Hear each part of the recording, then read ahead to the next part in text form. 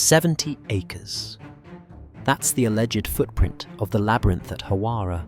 So vast, ancient visitors said it made the pyramids look like toys. But don't let size hypnotize you. Size is the brochure. The weapon was permission. You could enter, if the priest chose you. You could see if a guide allowed it. And the most important rooms? The ones underground? You were told no. Not by a locked door, but by a system that trained you to accept locked doors as sacred. So here's the big question. We won't answer until the end. When a state seals a place and calls it holy, is it protecting the dead, or rehearsing control over the living? If you value the historical record, subscribe. When the ledger closes, the bones still speak. Hawara sits at the edge of the Fayum, where canals turned desert into harvest, and harvest into taxes. Today, the site looks like a bruise on the landscape, rubble in the shadow of a collapsing mud brick pyramid. That ugliness is not a mystery. It's what happens when economics finishes what time started. Because empires don't only build monuments. They build the conditions that decide what survives: quarrying, irrigation, groundwater, and bureaucracy. 2.5 millennia ago, Herodotus arrives, and he is not exploring. He is being managed. Priests run the complex. Priests guide the tour.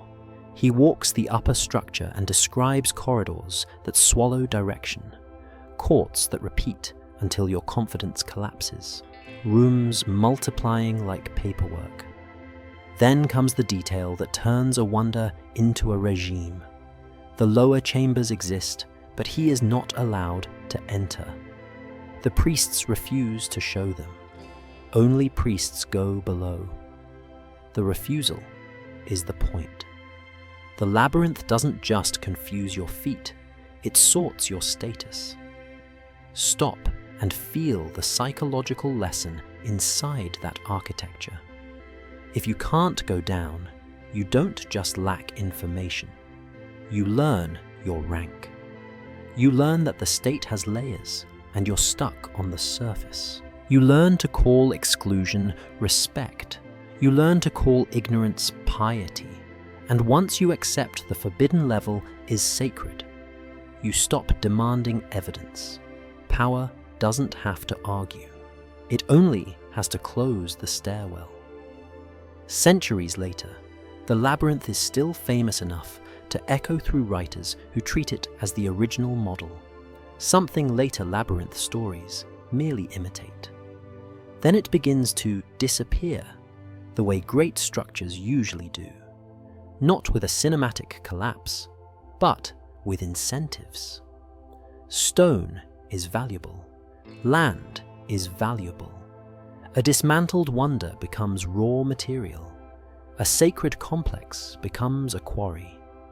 The past turns into someone else's wall, and nobody calls it theft because the economy calls it progress. In 1888, Flinders Petrie comes to Hawara looking for a king's tomb and finds the physical reality behind the romance. Unstable mud brick, sand that collapses like water, deceptive passages, traps, and a burial chamber already emptied by thieves. He then studies the field of debris beside the pyramid and concludes he is standing on the labyrinth's footprint. To Petrie, the location matches what ancient descriptions imply. To a modern eye, it looks like nothing, because nothing is exactly what a harvested wonder looks like. And this is where the story stops being ancient and starts accusing the present. Modern geophysical surveys report buried geometry beneath the sand, anomalies consistent with subsurface structures where the myth was supposed to be dead. Yet, excavation is limited, delayed, argued over.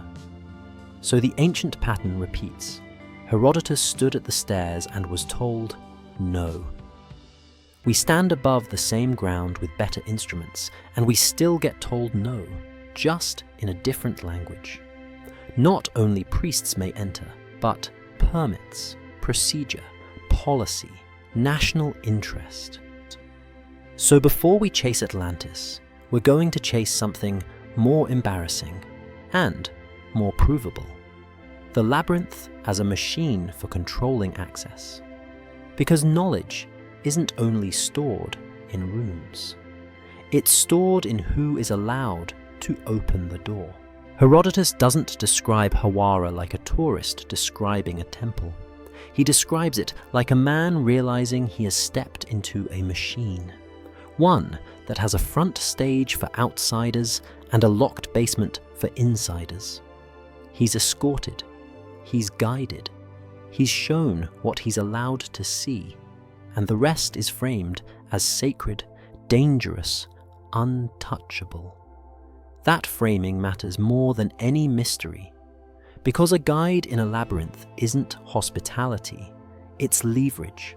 It's the state holding your hand while quietly teaching you that without the state, you are helpless. He walks the upper structure and talks about rooms multiplying, passages tangling, courts repeating. The point isn't that he got lost. The point is that he could have been lost at any moment if the people in charge withdrew their consent. That's the real architecture, a place designed to overwhelm the senses so thoroughly that the visitor's confidence collapses and the guide becomes a lifeline. You don't just admire the building, you submit to it. And when you submit to the building, you submit to the institution that owns it. Then comes the detail that turns this story from wonder of the ancient world into a lesson in power. The lower chambers exist, but he is refused access. Not delayed, not discouraged, refused. He can hear about them. He can repeat what he's told, but he cannot see them. Only priests go below. The underground level is not simply another floor. It is a boundary marker. It's the invisible line that separates those who are allowed to know from those who must be content with awe. And notice what the refusal does to the narrative. It forces Herodotus into second-hand speech. The priests say the lower rooms contain the kings who first built the complex, and they say there are sacred crocodiles connected to those chambers. Whether every detail is literal is almost beside the point. The mechanism is what matters. The institution controls the story by controlling the access. If you can't enter, you can't verify. If you can't verify, you must either accept the explanation or admit you are an outsider. And most humans will choose acceptance, because acceptance feels safer than humiliation. This is how a civilization turns holiness into social discipline. The labyrinth becomes a physical metaphor for hierarchy. Above ground, public space, display space, the level where foreigners can walk and leave impressed. Below ground, the private level where legitimacy is stored, guarded, and rationed. A two-tier architecture is a two-tier society made visible. When you step inside it, you learn the most important rule without anyone saying it aloud. There are doors you do not get to open. The crocodile detail lands harder when you stop treating it like exotic decoration. Hawara sits in a region where water is everything. Water turns desert into grain. Grain becomes surplus. Surplus becomes taxation. Taxation becomes armies. Armies become obedience. In a place like that, a sacred animal tied to water isn't merely a religious symbol. It's a reminder that the system feeding you is also the system that can starve you. A crocodile cult is not weird. It's political theology. a story that teaches people to respect, fear, and obey the forces that keep their lives running, because those forces are managed by human hands. So, imagine what the lower level could represent in the most grounded, historically plausible sense. Not portals, not alien metal rings. Records, inventories, contracts, offerings. Storage, the material infrastructure of a cult and a state. In other words, the boring things that make a kingdom durable. A labyrinthine plan is excellent for ritual, yes, but it's also excellent for security, for control of movement, for ensuring that strangers cannot drift into sensitive spaces. Confusion is not always a flaw. Confusion can be a design feature when the goal is to make visitors dependent. This is why the phrase "beyond human ability" should be treated as a clue to emotion, not a literal engineering statement. Ancient authors often used exaggeration to signal awe. But even if you strip away the hyperbole, what remains is still sharp. Multiple writers across centuries treat the labyrinth as a real place in a real location, and they agree on the same social fact. Outsiders are blocked from the lower level. That agreement is a fingerprint. The labyrinth's fame is one thing, the labyrinth's access rules are another. And rules don't usually survive in memory unless they served someone. Now bring that forward to the present without making it a cartoon conspiracy. Look at the pattern in plain daylight. A sight widely described as a wonder becomes a sight that looks like rubble. The most important spaces are said to be below. Modern instruments can suggest buried structure, yet excavation becomes slow, complicated, contested, delayed. The language changes, but the locked stairwell stays. The priest's no becomes a bureaucrat's procedure. The sacred boundary becomes a regulatory boundary, and the psychological effect is the same. You are permitted to stand at the edge of knowledge and feel grateful for the view. So don't ask the childish question, "What if Atlantis?" Ask the adult one. Herodotus forces onto the page, what kind of power builds a place that produces awe, then uses awe to justify exclusion, then uses exclusion to manufacture obedience?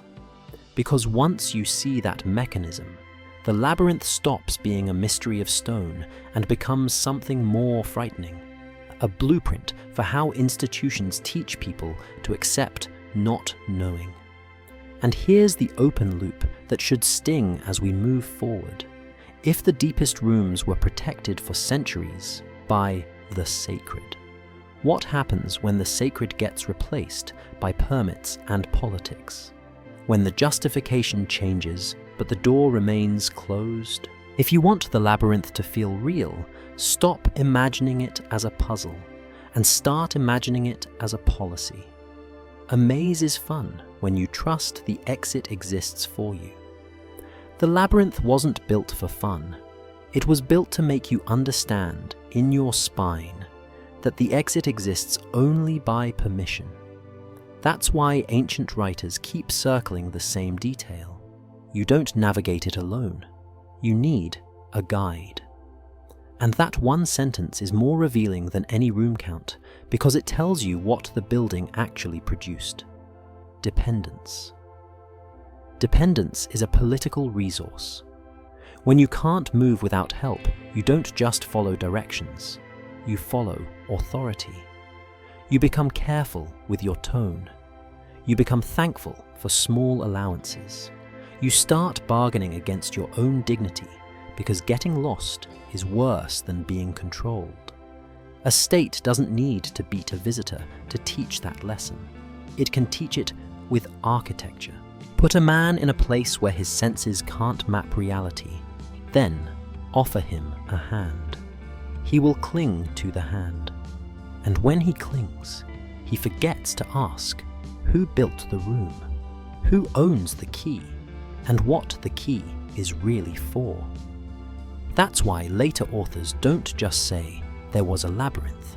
They say it was a model. They say other labyrinths were copies. Pliny, for example, treats the famous Greek tradition, the one everyone remembers with Theseus and the Minotaur, as a cheap imitation compared to Egypt's original. Read that carefully. Even if you strip away the bragging, the implication is brutal. The Greek myth you've been fed for generations may be a souvenir story, a cultural remix of something older and more bureaucratic. A myth about a monster in a maze becomes a palatable mask for a harder truth. Real labyrinths are made to manage people, not to house beasts. Now ask yourself why the Minotaur myth survived so easily. Because it is psychologically flattering. It tells you the maze is an adventure and the hero deserves to win. It gives you a villain you can stab. But a labyrinth that functions like an institution doesn't give you a villain. It gives you a receptionist. It gives you a guard. It gives you a guide who smiles while moving you through a script. There's nothing to stab. That's why the myth is comfort food. It replaces systemic power with a single monster. And the moment you do that, you stop recognizing the labyrinths around you.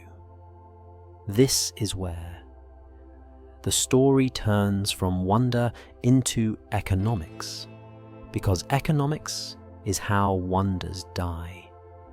If the labyrinth was truly immense, then it was also an immense stockpile of reusable material. Stone doesn't stop being valuable just because a god once touched it. Blocks become building supply. Columns become contracts. Entire sacred spaces get converted into infrastructure because the living have budgets and the dead don't vote. That's how the greatest structure in Egypt can become, over centuries, a pile of rubble.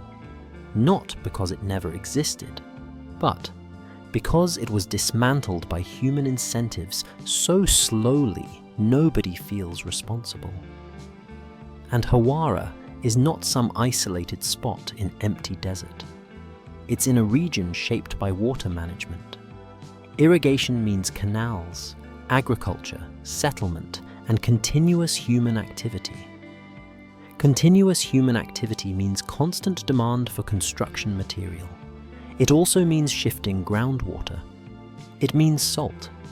It means decay that doesn't look dramatic, because slow damage is the easiest kind of violence to ignore.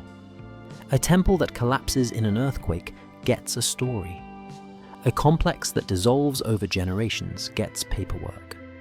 So, when modern voices say, "Nothing is left," be suspicious of the word nothing. Nothing often means nothing above ground that looks like the postcard you wanted. But the ancient writers didn't say the labyrinth was only a surface-level showpiece. They emphasized levels. They emphasized underground. And that's where the narrative becomes uncomfortable for modern certainty. Because if the surface was stripped, the underground could remain, half preserved, half drowned, half buried under centuries of silt and salt. In other words, nothing left can simply mean nothing we are allowed to access cheaply. Now we reach the part of the story that people love to turn into melodrama: the modern gatekeepers. It's tempting to make this about villains, names, egos, conspiracies. But if you want the story to hit harder, make it about systems. Because systems survive even when individuals rotate out.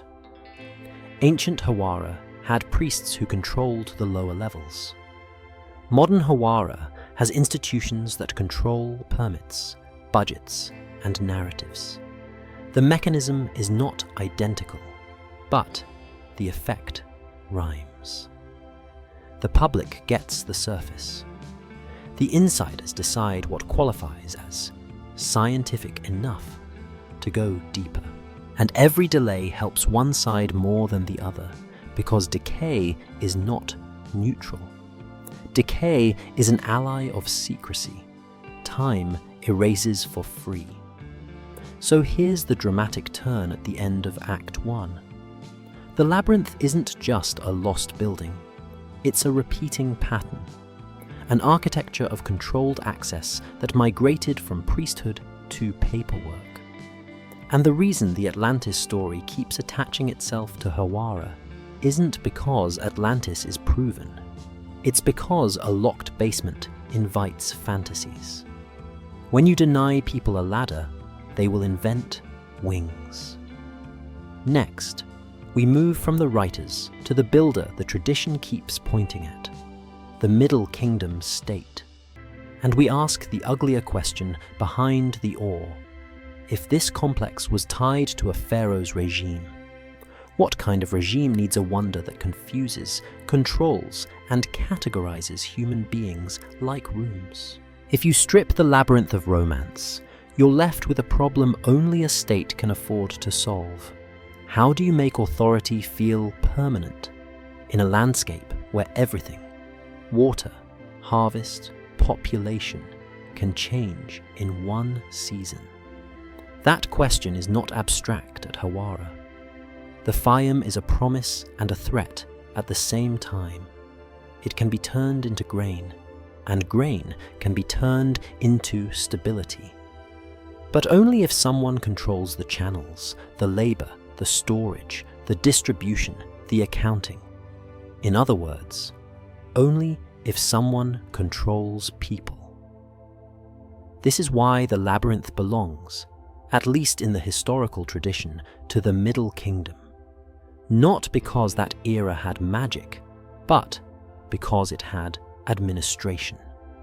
This is where Egypt leans hard into what empires always become when they mature.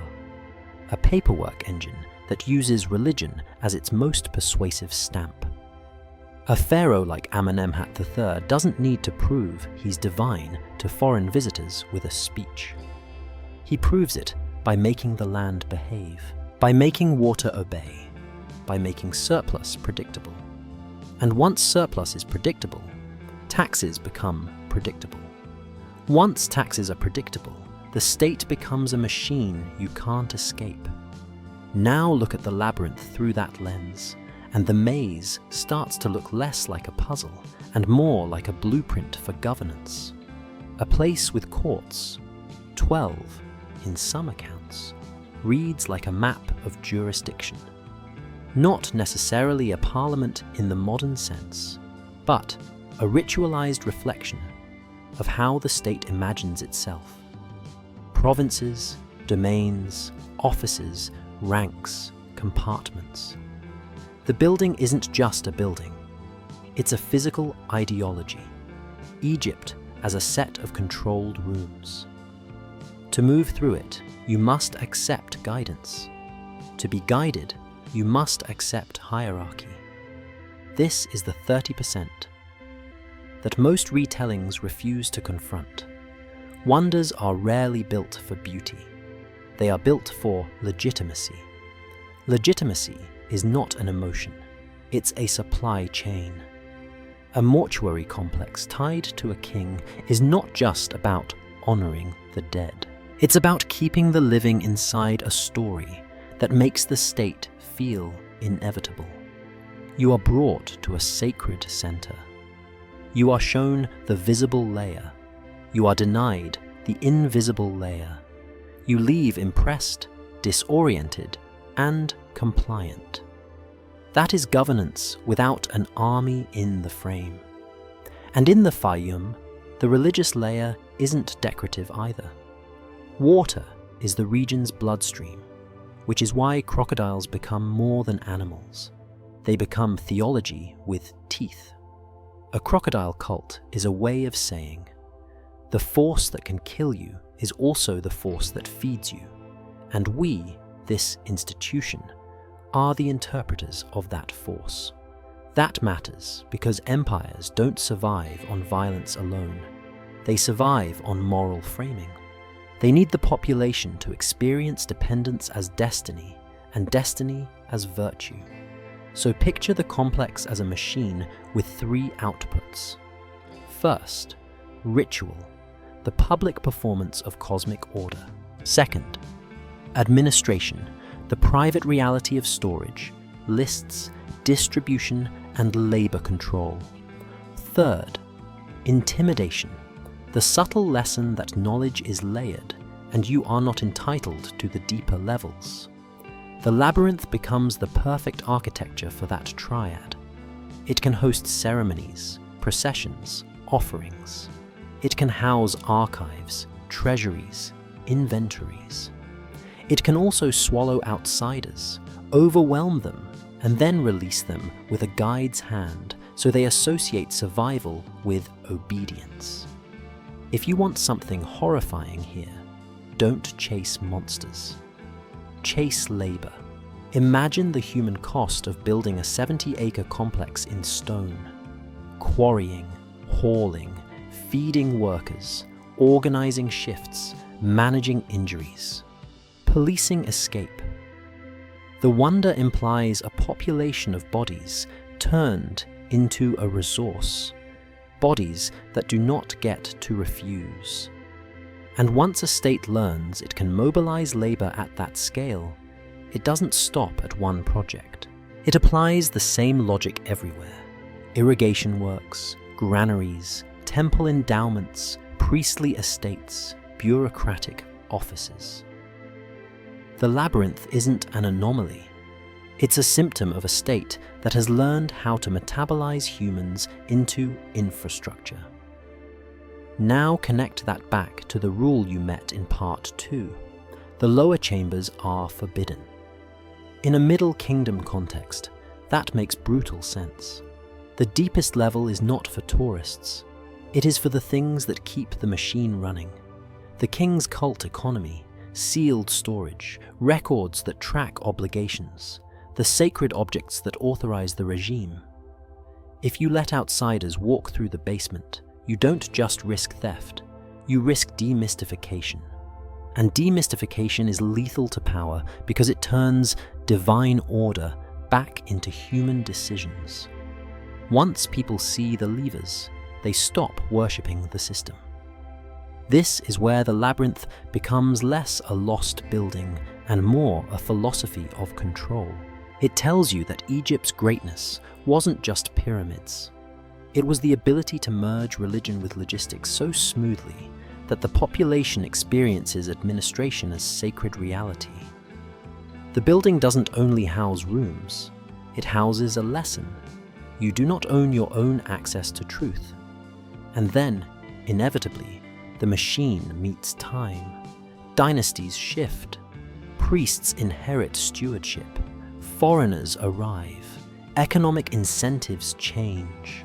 A sacred complex that once functioned as a state engine becomes eventually a pile of valuable stone beside farmland that needs walls, canals that need lining, towns that need building material. The wonder is dismantled not by a single catastrophe, but by 1,000 small transactions. And that, ironically, is the most Middle Kingdom ending imaginable. The state that built the ultimate symbol of control cannot control what later generations do with its stone. Here's the plot turn that carries us forward. If Amenemhat's regime built a structure whose power depended on layers, public splendor above, forbidden systems below, then the single most important question is not whether the labyrinth existed. It's whether the lower level was ever truly lost, or simply buried, drowned, and administratively sealed the same way it always was. Because next, we follow the first modern man who tried to force his way into that logic with a pickaxe and a candle, and discovered that at Hawara, the past doesn't just hide, it fights back. If the labyrinth is the state's lesson in obedience, then Hawara's pyramid is the exam. Romantic retellings make archaeology sound like treasure hunting. A clever man finds a hidden door, takes a dramatic torchlit walk, and emerges with truth in his hands. Hawara offers something uglier. It offers you the feeling of being swallowed alive by a civilization that never stopped designing against you. In 1888, Flinders Petrie arrives in the Fayum with the posture of a man who believes the past can be forced to yield. He isn't chasing myths. He's chasing a king. He knows the name attached to the pyramid, he knows the region, and he knows the ancient descriptions that say a monumental complex should be here. But the first thing Hawara teaches him is that not all pyramids are stone mountains. Some are traps built out of weakness. Mud brick is not glamorous. Mud brick is cheap, fast, and terrifying when you tunnel into it. It doesn't behave like carved limestone. It collapses. It drinks water. It turns into a slow avalanche the moment you disturb it. And the Fayum is not dry, clean desert. It's a managed landscape. Canals, irrigation, agriculture, meaning the ground has been drinking and shifting for centuries. The pyramid is surrounded by a kind of invisible pressure, wet sand, creeping salt, and the constant threat that a space you just cleared will fill back in like it resents your existence. Petrie digs and keeps finding dead ends, not because he's incompetent, but because this structure was built to punish assumptions. False passages, deceptive routes, slabs positioned like arguments, not to be admired, but to stop you.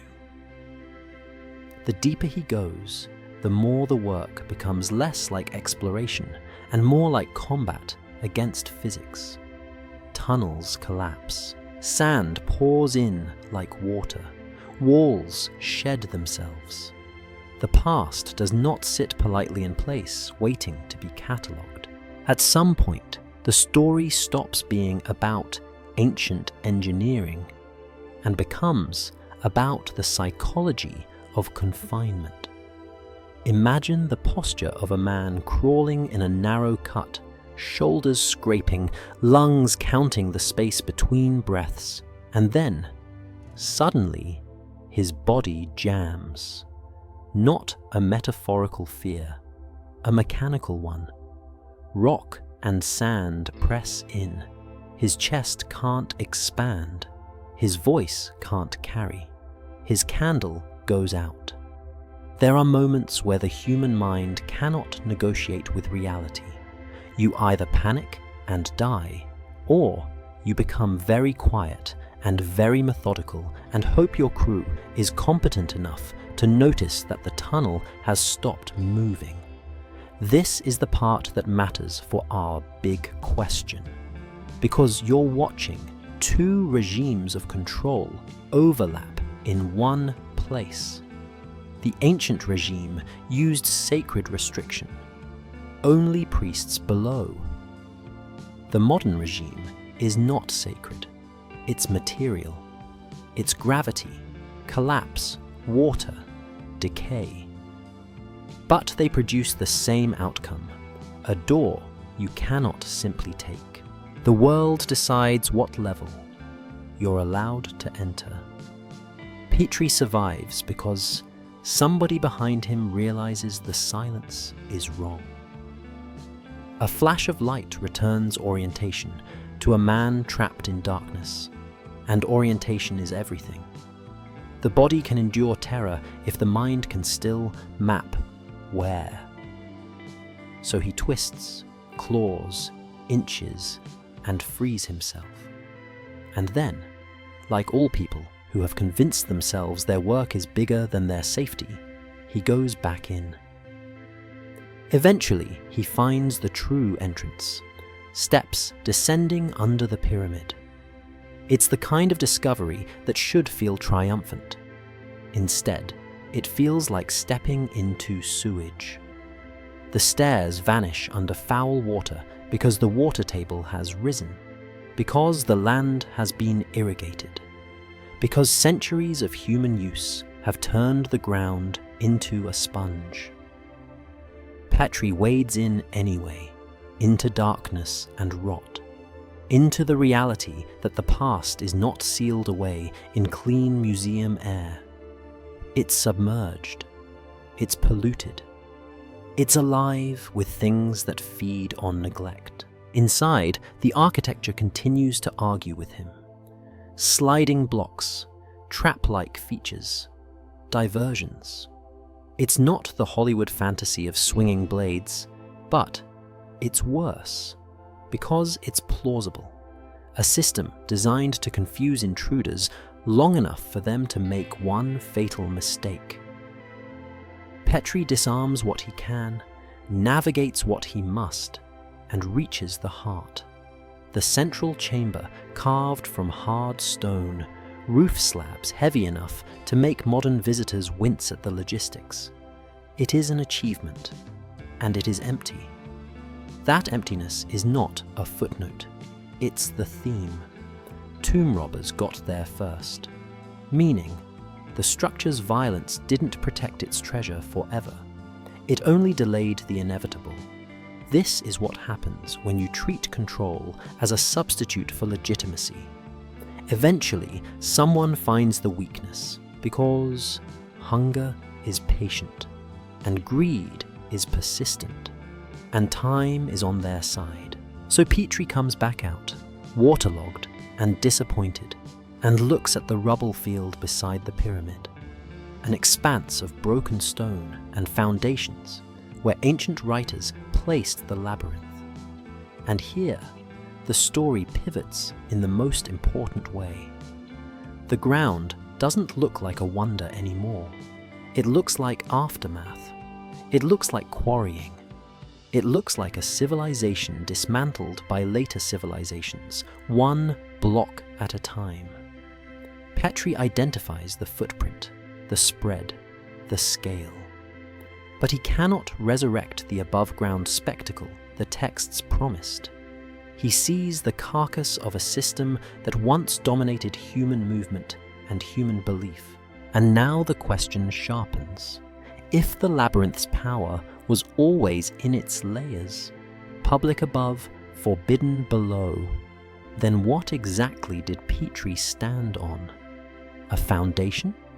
Or the last surface layer that could be stripped, sold, and erased, while deeper levels remained buried, drowned, and unclaimed? Because in the next part, we follow the most uncomfortable possibility, that the labyrinth didn't vanish. It was harvested above ground and entombed below ground by the same forces that always guarded it: water, policy, and the human habit of calling a locked door the end of the story. People love catastrophic endings because they let everyone off the hook. A fire, an earthquake, a sudden collapse, a clean moment where the past dies and the present inherits ruins with innocent hands. Hawara doesn't give you that comfort. Hawara gives you the more humiliating truth.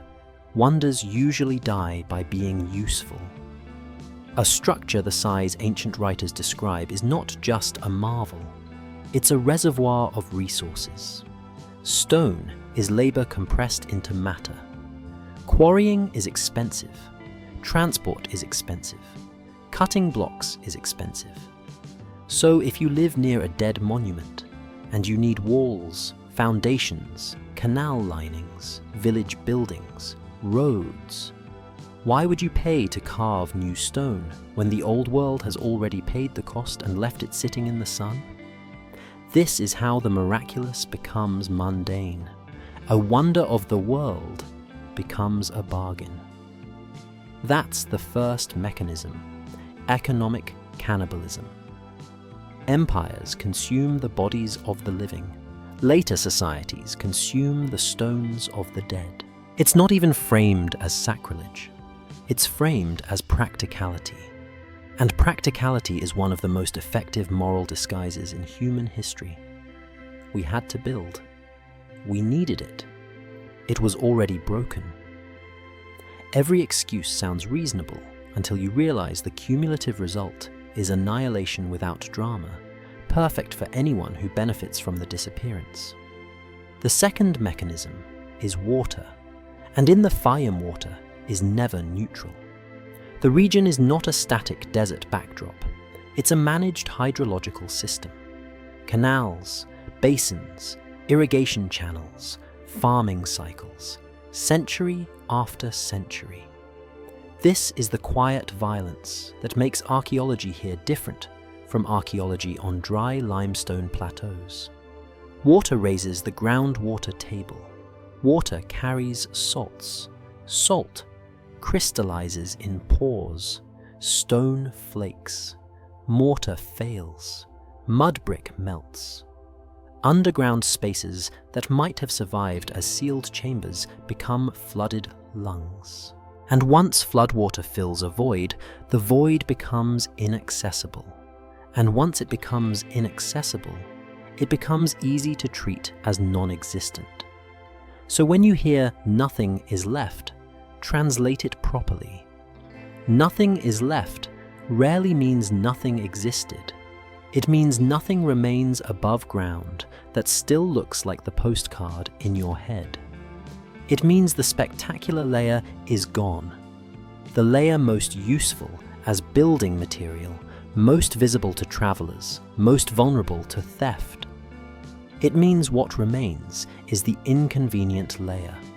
Buried foundations, submerged corridors, broken walls under silt and sand, the kind of archaeology that requires money, patience, and permission. Now, add the third mechanism, narrative convenience. Once a site is stripped, later observers can reinterpret the absence as proof. The original accounts were exaggeration. That's the sneakiest trick of all. Destruction becomes an argument against the thing destroyed. You erase the evidence, then point to the empty ground and say, "See, it was only a story." That is how power launders itself across centuries. The hands that dismantled the stone are forgotten. The absence they created becomes a skeptical conclusion. This is where the labyrinth's ancient rule becomes relevant again. Remember the locked stairwell. Above-ground access was managed. Underground access was forbidden. That tells you something about what the institution valued. If you were designing a complex to last, you'd protect what matters most by putting it where casual looters can't reach. You'd put it below. You'd make the lower level sacred, taboo, off limits. Not because it's mystical, but because taboo is a cheaper lock than iron. It costs you only belief, and belief is renewable. So imagine the sequence of decay as a long, ugly negotiation between hunger and fear. Above ground, stone is removed because it is easy and profitable. The complex shrinks. The myth grows because the visible proof is dying. Underground, chambers remain but become a different kind of protected. Protected by water, by collapse, by the rising cost of excavation. And then the final layer of protection arrives, the most modern one, bureaucracy. This is the part people want to dramatize into a conspiracy. But you don't need a conspiracy for this to be true. You only need incentives. Excavation is expensive. Excavation is risky. Excavation can embarrass the wrong people if it contradicts their public claims. Excavation can force conservation obligations that nobody wants to pay for. In a country where archaeology is also tourism, national image is an asset. That means control over discoveries is also control over revenue and reputation. You don't have to imagine a villain twirling a mustache. You only have to imagine an institution behaving like institutions always behave, minimizing risk, maximizing control, selecting which stories get amplified. And here's the cruel irony. Every year you delay, water does more damage. Salt eats more surfaces. Mud brick loses more cohesion. The site deteriorates whether or not anyone is allowed to study it.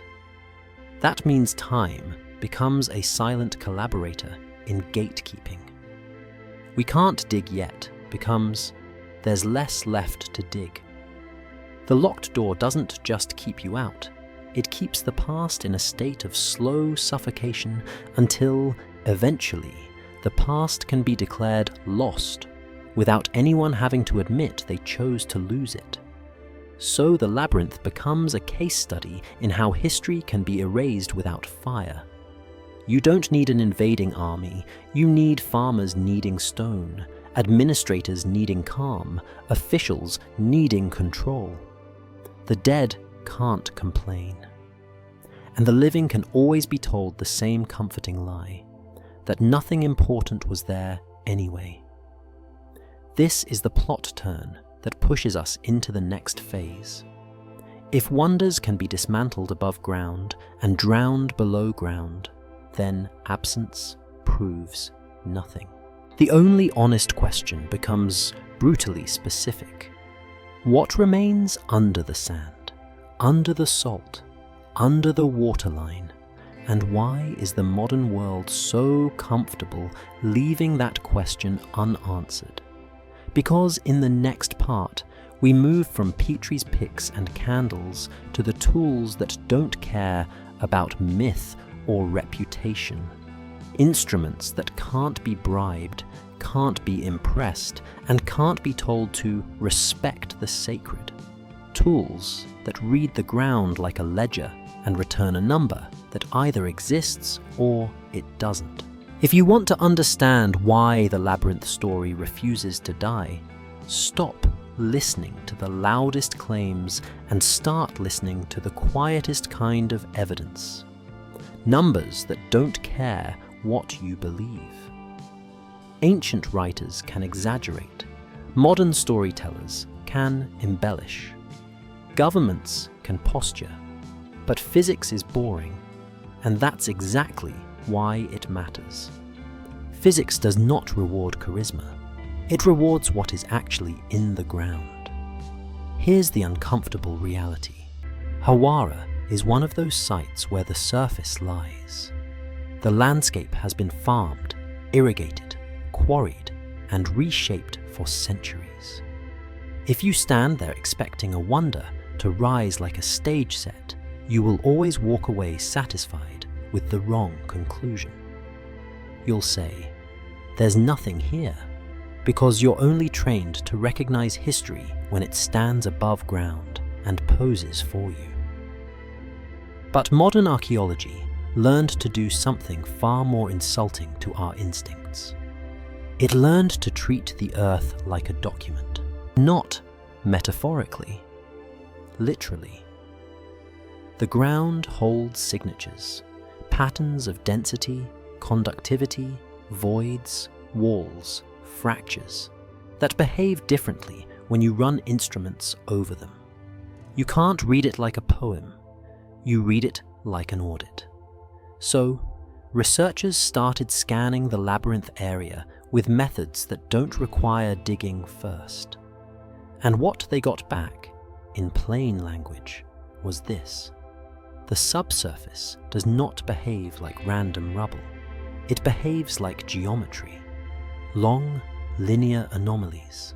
Rectangular blocks of something that acts like structural remains. Intersections. Repeating forms. The kind of signatures you'd expect from walls, corridors, compartments, foundations. Human-made order embedded in sediment. This is where the story should become clean and straightforward. The instruments see patterns. You excavate carefully. You confirm what the patterns are. That's the scientific sequence. That's how we're told knowledge works. But Hawara doesn't move like that. Because knowledge isn't only a scientific process, it's a political one. Excavation is not just a technical act, it's a declaration that the ground will be allowed to speak publicly.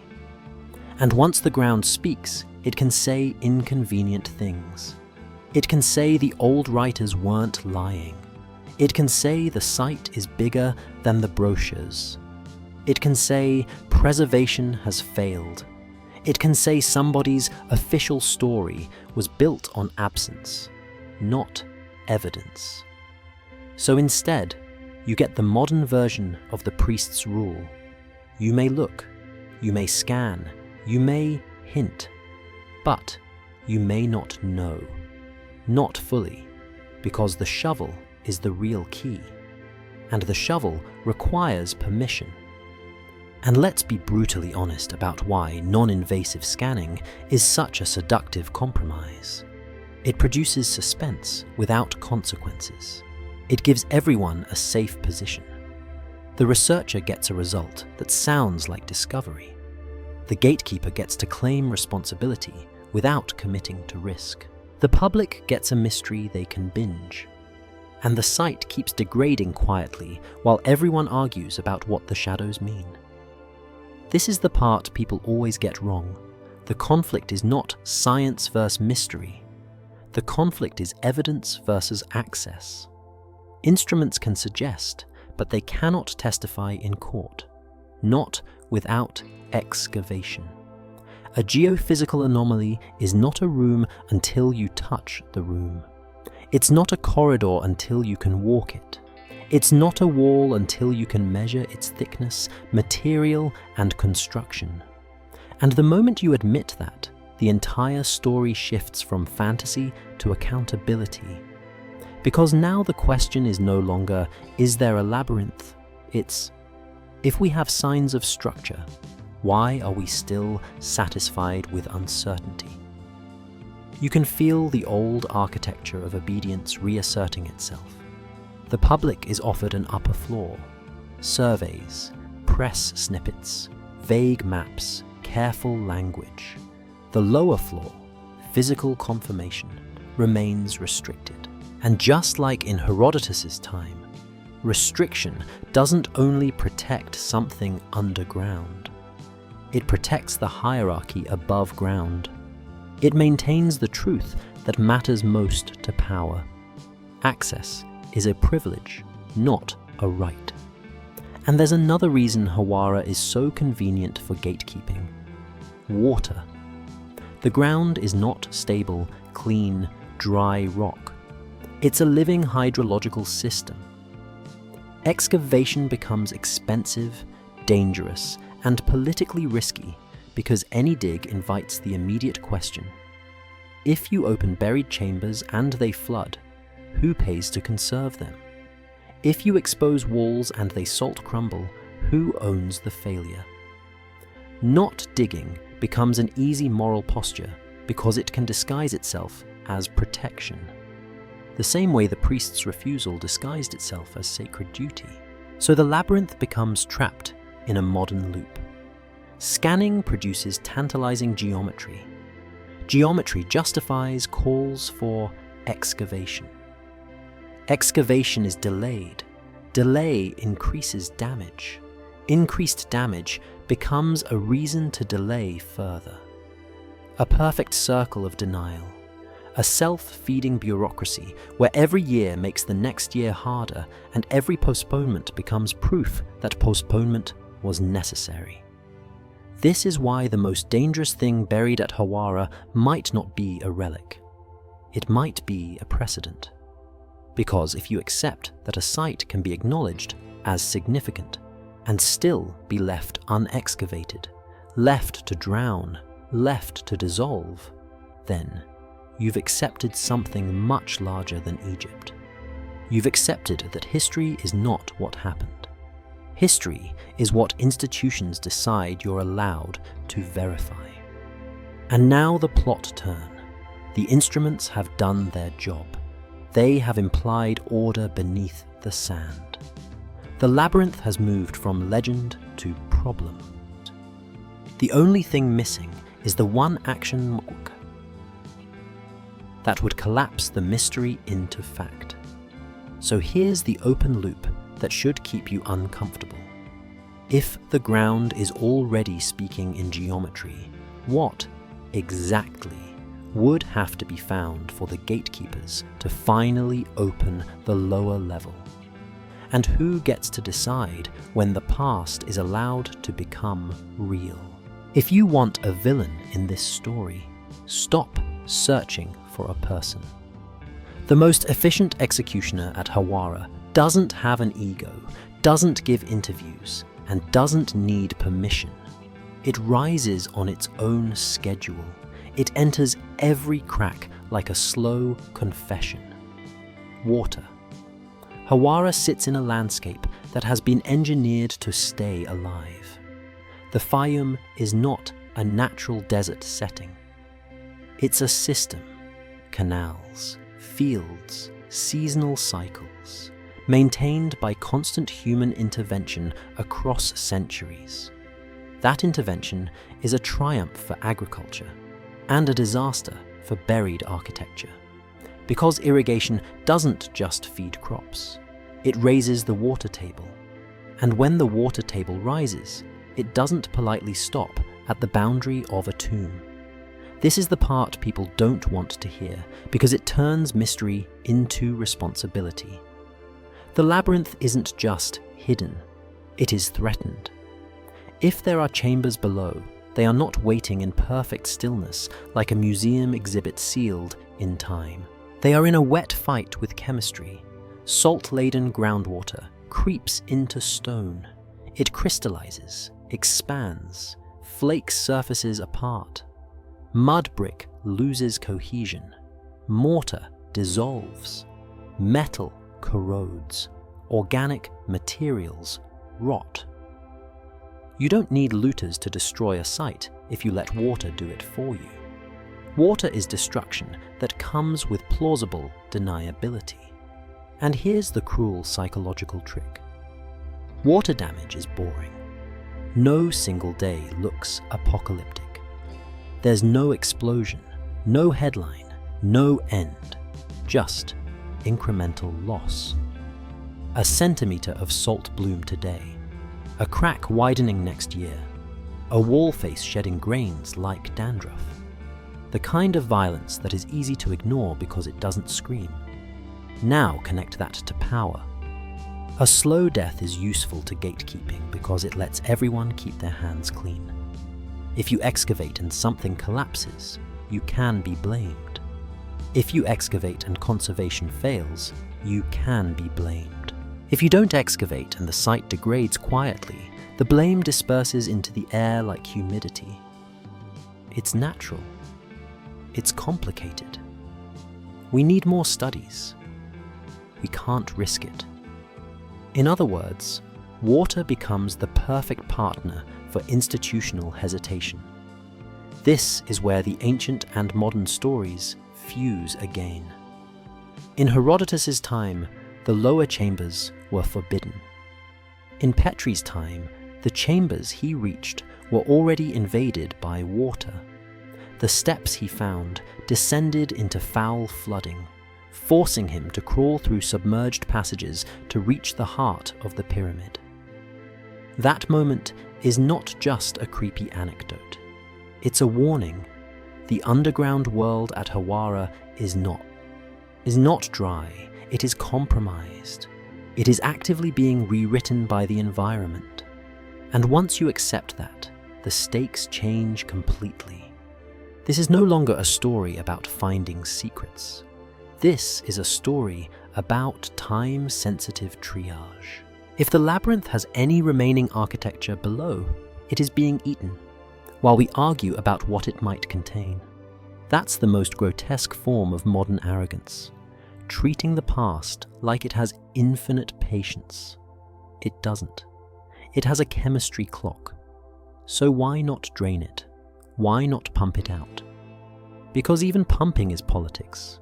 Pumping requires funding, planning, long-term responsibility, and the admission that the site is in danger.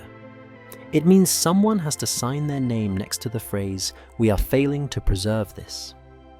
And in a world where heritage is also national image, that admission has a price.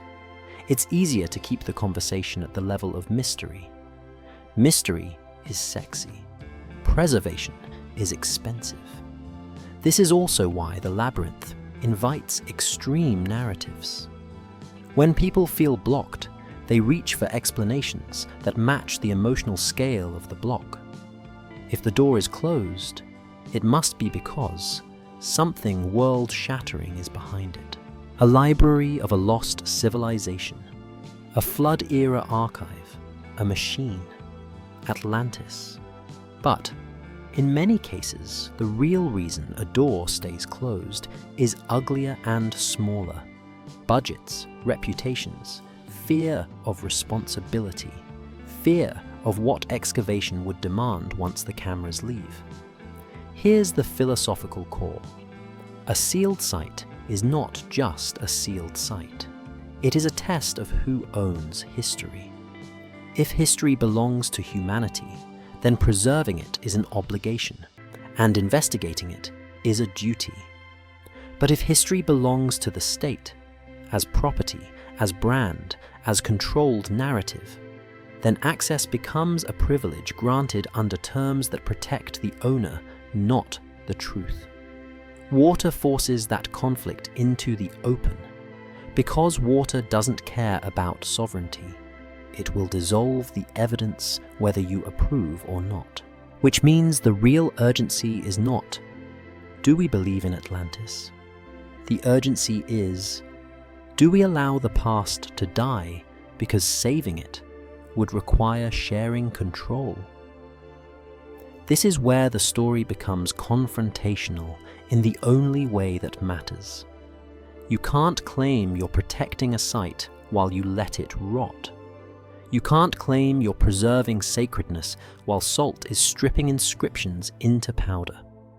At some point, respect becomes neglect dressed as virtue. At some point, procedure becomes a slow-motion execution. So the next question isn't about what's buried, it's about what's being permitted to disappear. If instruments hint at structures and water is actively erasing them, then delay isn't neutral. Delay is a choice that benefits one side every single day, the side that doesn't want a definitive answer. And that brings us to the next turn. When a door stays closed long enough, the door itself becomes the story. People stop demanding facts and start demanding villains. They start naming gatekeepers. They start looking for the modern priests. In the next part, we step into that uncomfortable territory, not to worship conspiracy, but to dissect the psychology of controlled access. Because whether the gatekeeper is a priest, a committee, or a ministry, the mechanism is the same. History is filtered through authority. And the labyrinth, from the beginning, was built to make filtering feel natural. A society doesn't need to hide a secret to control a story. It only needs to control access to verification. That's the trick that keeps repeating at Hawara. And it's why the labyrinth is such a perfect symbol of power. The ancient version was honest about its hierarchy. Priests guided the upper floors. Priests denied the lower floors. Everyone understood the rule. Knowledge had a priesthood. Modern states pretend they've outgrown that.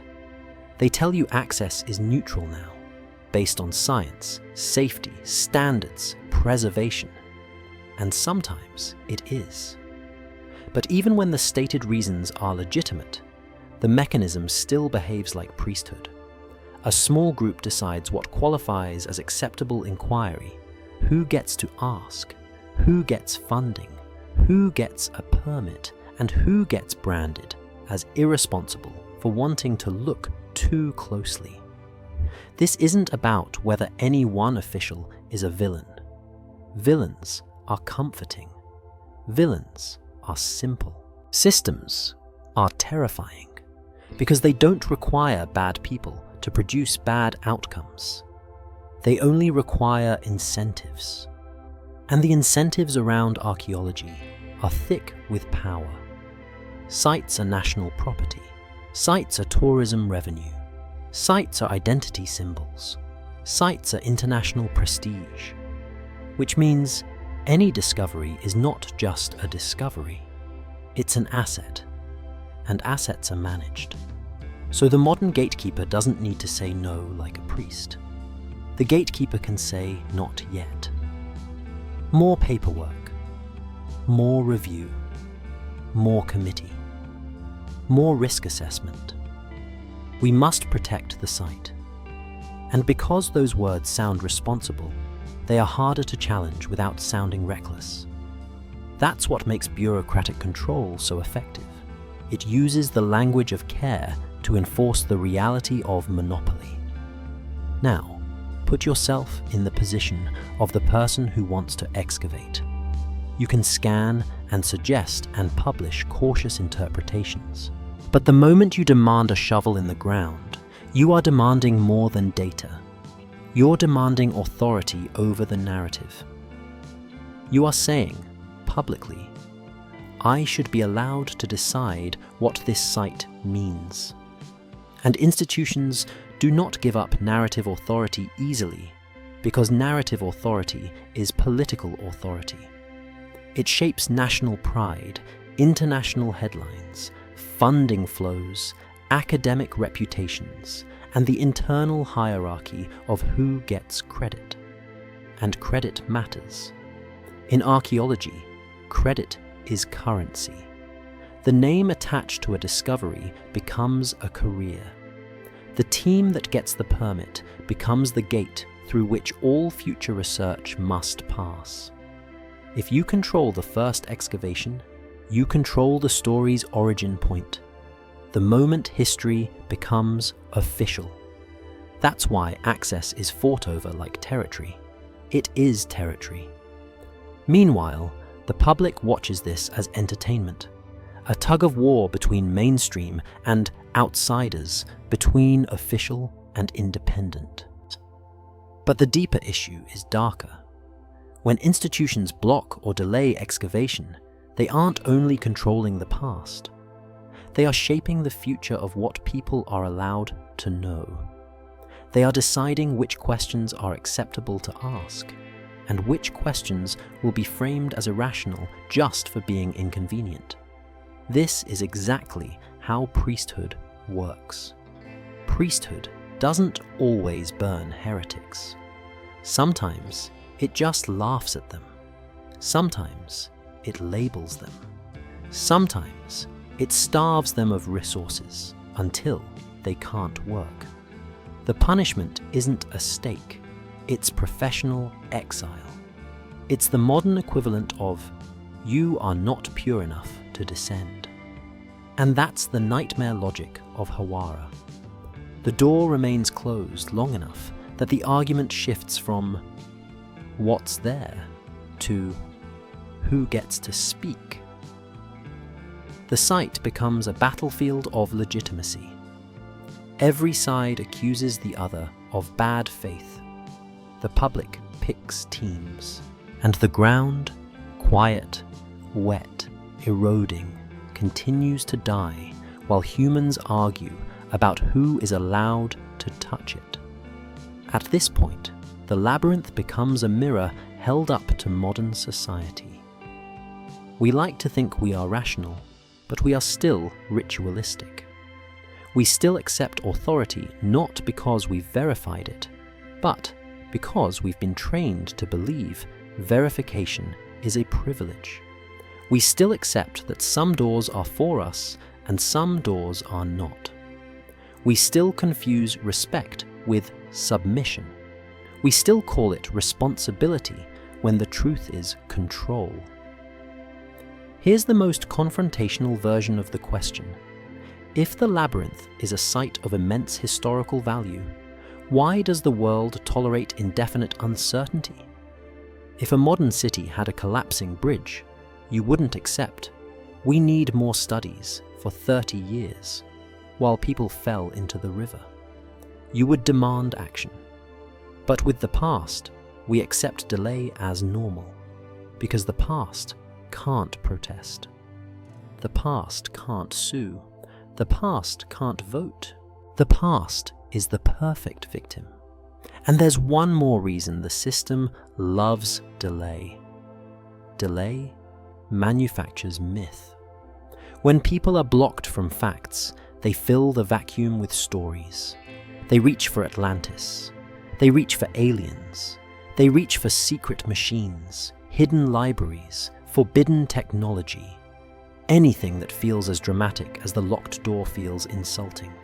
Gatekeeping breeds extremity. The tighter the control, the wilder the speculation.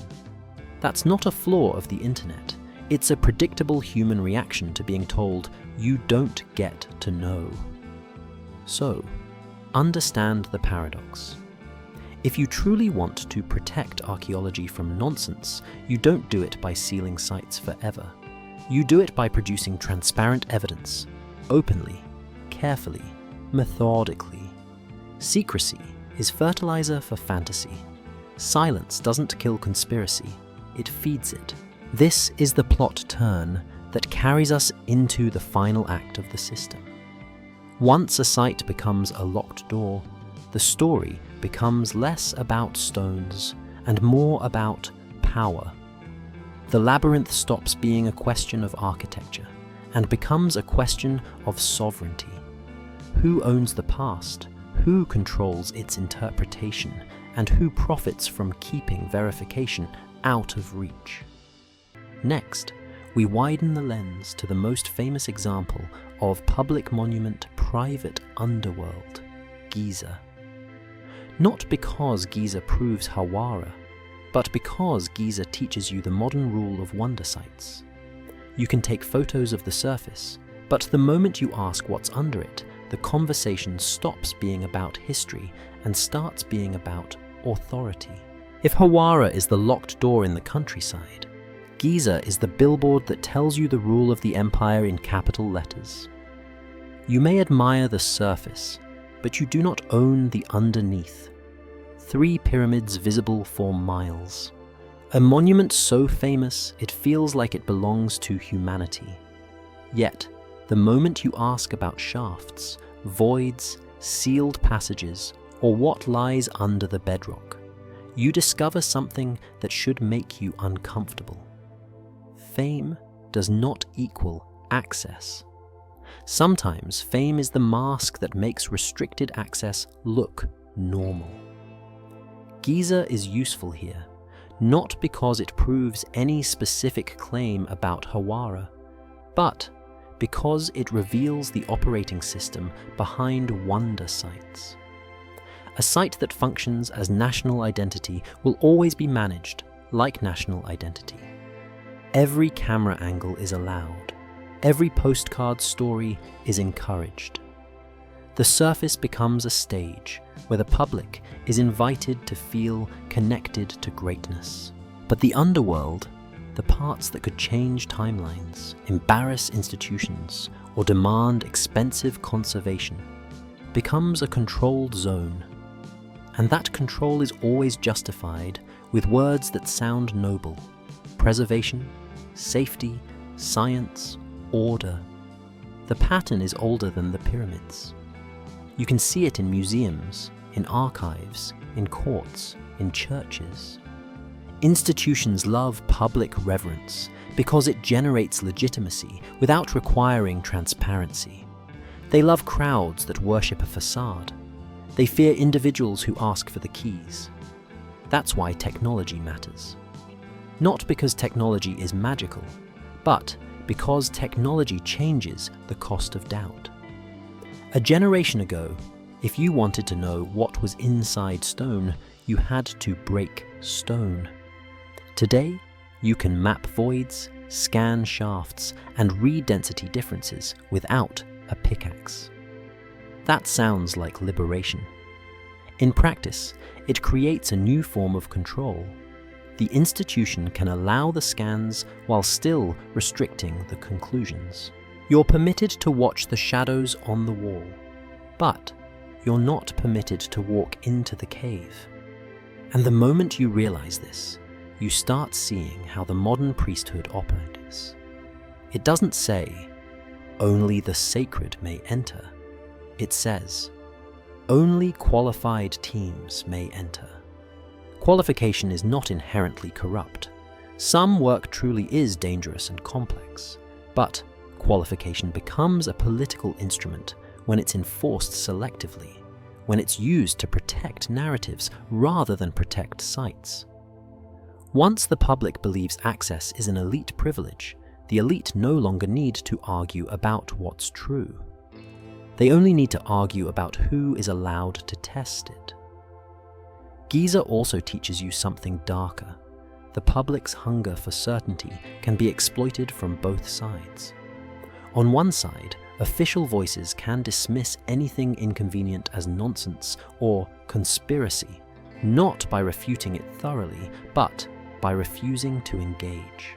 On the other side, outsiders can use that refusal as proof that something world-shattering must be hidden. Both reactions are predictable. Both reactions are human. And both reactions move attention away from the only honest demand. Show the method, show the data, show the chain of custody, and allow verification. That demand is exhausting. It's slow. It doesn't produce instant dopamine, which is why power loves to keep the public stuck between two extremes: blind trust or wild speculation. Both extremes are manageable. The middle, transparent verification, is dangerous to any institution that profits from being the sole interpreter. This is the trap Hawara is falling into. The more the door stays closed, the more the public will crave a story as big as the closure feels insulting. That's how Atlantis gets dragged into every locked basement. That's how secret chambers become a genre. Not because the genre is always wrong, but because the genre is what happens when people are trained to live above ground while being teased with hints of depth. Giza is the warning label because it shows you how a wonder site can be both the most photographed place on Earth and still function like a private archive. The pyramids are visible to everyone. The interpretation is not. The surface can be toured. The underworld is negotiated. The public sees stone. The institution sees risk, reputation, and revenue. And because the institution is the one with the keys, it becomes the one that decides what history means in practice. Now, take that lesson back to Hawara, and the labyrinth stops being a quirky outlier. It becomes the perfect design for this exact power relationship. A labyrinth is a structure whose very identity is confusion and dependency. It is a building that makes you grateful for guidance. It is the physical embodiment of a truth every bureaucracy knows. If people can't navigate the system alone, they will accept whatever the system offers them. That's why the comparison matters. Hawara isn't the famous landmark. Hawara is the place you'd choose if you wanted something preserved by obscurity and protected by controlled access. Giza is the monument you'd choose if you wanted the world's attention as cover. One is a beacon. One is a vault. And power is greedy enough to want both. A public stage to manufacture reverence and a private underworld to monopolize verification. So when you hear, why would anyone hide something under a monument everyone can see? The answer is simple. You don't hide the monument. You use the monument to hide the process. You let people worship the surface while you control the underneath. The crowd becomes your camouflage. And here's the plot turn that closes this act and opens the next. The more you study the politics of access, the less Atlantis matters.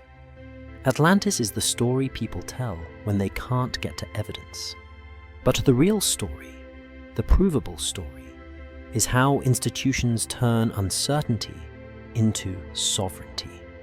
How they make not knowing feel normal. How they transform history into property. Next, we face the temptation head-on. Not to debunk it with smugness, and not to worship it like faith. We're going to examine why the Atlantis narrative attaches itself to Hawara so easily, and what that reveals about our desperation for a past that was grander than our paperwork. Atlantis is the story people reach for when a door stays closed too long. Not because Atlantis is proven, but because Atlantis matches the emotional shape of denial. If you're told, again and again, that you can't go down the stairs, if you're shown hints, shadows, anomalies, maybe walls, maybe rooms, your mind does what minds always do. It refuses to live in suspension. It demands an explanation as large as the insult feels. And that's how a buried complex in Egypt becomes a stage where the modern world performs its oldest drama, the fight between hunger for meaning and the institutions that ration meaning. Plato's Atlantis account is powerful because it is structured like authority. He doesn't tell you, "I dreamed this." He tells you a chain. Solon heard it from Egyptian priests. Priests had records. Records had dates. That's the language of administration, which is why it hooks so hard. It doesn't read like myth to a modern ear. It reads like an archival rumor. And when you're starved for access, an archival rumor feels like food. Then the date enters, and the date becomes a weapon. The end of the last ice age, floods, climate shifts, real geological upheavals in the distant past become fused to a specific narrative about an advanced civilization wiped out. The fusion is seductive because it replaces uncertainty with certainty. Something happened. Therefore, this happened. But that is not how evidence works. That is how desire works. It's the human impulse to pull a straight line through fog. So let's be confrontational about it. Atlantis isn't the point. Atlantis is a symptom. It's the symptom of a world trained to accept that verification is a privilege. When people can't get to data, they build cathedrals out of coincidence. They treat overlaps in dates as proof of hidden archives. They treat ancient rhetorical ore as literal engineering assessment. They treat a locked stairwell as evidence that the basement contains a machine. And yes, there are legitimate mysteries at the edge of mainstream timelines. Monuments older than expected, human complexity earlier than once assumed, climate events that reshaped coastlines. But none of that automatically smuggles in an operating manual civilization that handed Egypt its script. That leap isn't history. It's a psychological coping strategy. It's the mind refusing to accept that human civilization can be both brilliant and incremental, both capable and messy. You can see the same psychological mechanism in another claim people love. Hieroglyphs appeared suddenly, fully formed. It's a neat line, too neat. It's a line that flatters the fantasy that knowledge must have been delivered, not developed. But development is usually uneven. It's usually scattered across artifacts, experiments, partial systems. We're not comfortable with that, because gradualness is boring. So, we compress complexity into a gift. Someone must have handed it to them. Atlantis becomes the patron saint of impatience. Now bring that back to Hawara. The labyrinth is already astonishing without Atlantis. A giant complex associated with a Middle Kingdom king, repeatedly described by outsiders as overwhelming, with explicit mentions of forbidden underground chambers. That alone is enough to build a hard, grounded narrative about power. You don't need a flood-era library to make it meaningful. You only need to take the access rule seriously. Because the truth that survives every era is not lost civilization. The truth is controlled knowledge. Priests controlled access in antiquity. Modern institutions control access now. That continuity is real even if Atlantis is false. And here's the kicker. Even if Atlantis were true, it would still be filtered through the same mechanism. Discovery would still require permits. Data would still be interpreted through institutions. The public would still be told what it's allowed to know. Atlantis would not liberate you from gatekeeping. It would become the greatest prize of gatekeeping. That's why Atlantis is such a perfect distraction. It turns the story into a binary. Either you believe in an advanced pre-flood civilization, or you accept the official timeline. That binary is convenient for everyone who benefits from keeping the door closed, because it prevents the public from demanding the one thing that could settle anything: transparent excavation and open verification. It makes the audience fight over belief while the evidence continues to rot. So, here's the honest framing. The labyrinth could be just a vast mortuary and administrative complex. It could be just storerooms, corridors, ritual spaces, and archives. The infrastructure of a state that fused religion and logistics. That would still be a terrifying lesson in how power makes itself feel eternal. And if modern scans indicate geometry below, then the rational response is not to chant Atlantis.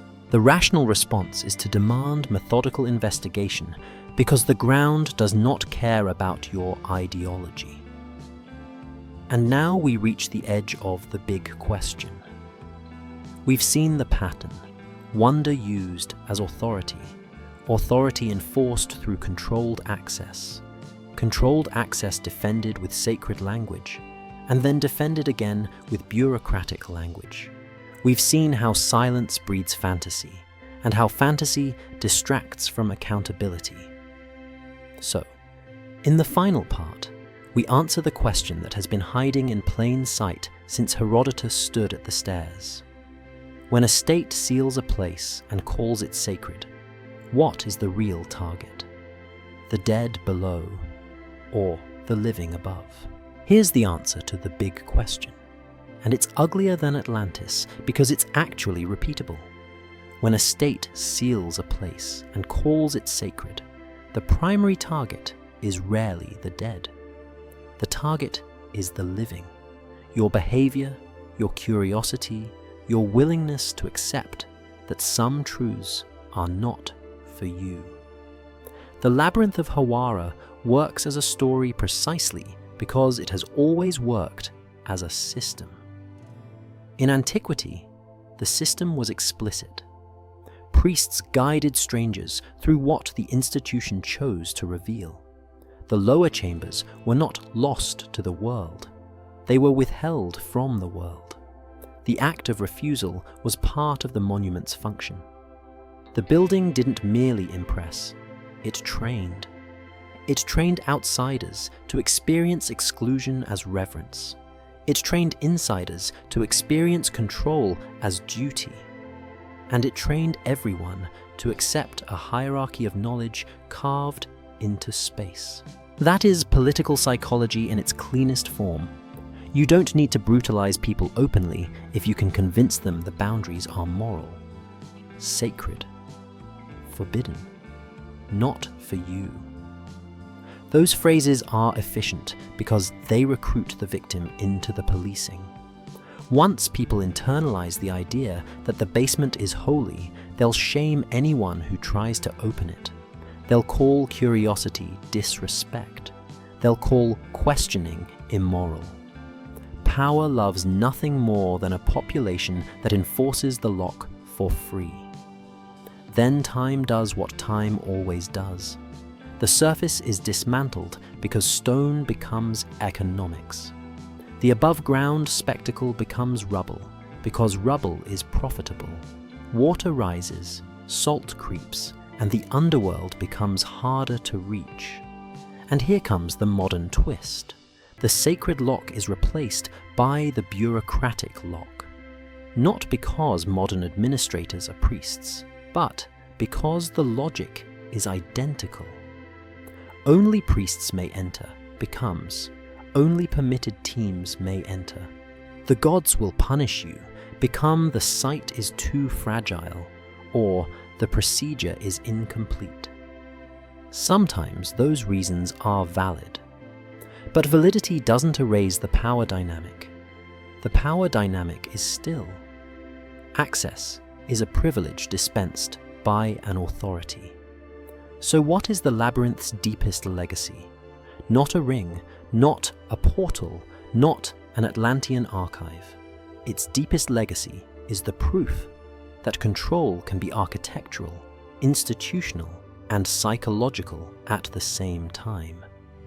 The labyrinth was a physical version of what all mature states eventually become, a layered system where the public sees the facade, while the levers and records are kept below, out of reach, out of sight, and therefore beyond challenge. That's why Atlantis is the wrong question. Atlantis is a story about a lost civilization.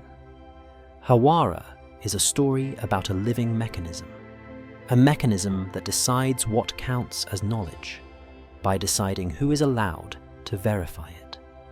If you can't verify, you're forced into belief. And belief is easy to manage. Belief can be redirected, pacified, mocked, weaponized. Verification is the dangerous thing, because verification produces accountability, and accountability produces demands. Now look at the modern situation with clear eyes. Instruments can hint at subsurface order, but excavation is slow, limited, contested. Water threatens what remains, but decisive intervention costs money and forces responsibility. The result is a perfect trap. Uncertainty becomes permanent, and permanent uncertainty becomes ownership. Whoever controls the pace controls the narrative. Whoever controls the narrative controls the meaning, and meaning is political capital. So let's say, for a moment, the most optimistic scenario is true, that beneath Hawara there are chambers, corridors, maybe even preserved rooms that match the ancient descriptions more than modern skepticism would like. What would happen? Would that truth be released cleanly, transparently, with open methods and shared data? Or would it become yet another managed product, carefully framed, selectively revealed, monetized through prestige, and rationed through permits? That's why the most honest conclusion is also the most confrontational. The real labyrinth isn't underground, it's above ground. It's the maze of institutions, reputations, budgets, national pride, and gatekeeping that determines what history even means for the public. A labyrinth of committees and credentials where the average person is allowed to stand at the entrance, stare at the rubble, and be told to feel either awe or dismissal, but not certainty. And once you see that, you realize something chilling. Herodotus stood at the stairs and was refused. 2,500 years later, we stand at the same place with better tools and the same outcome. We are allowed to look, but not to know. The language changed. The lock didn't. So, if there is a portal in this story, it isn't a device. It's permission. The ability to turn a buried question into a verifiable fact. And until that permission is granted, the labyrinth will continue to do what it was always designed to do. Not confuse your feet, but discipline your curiosity.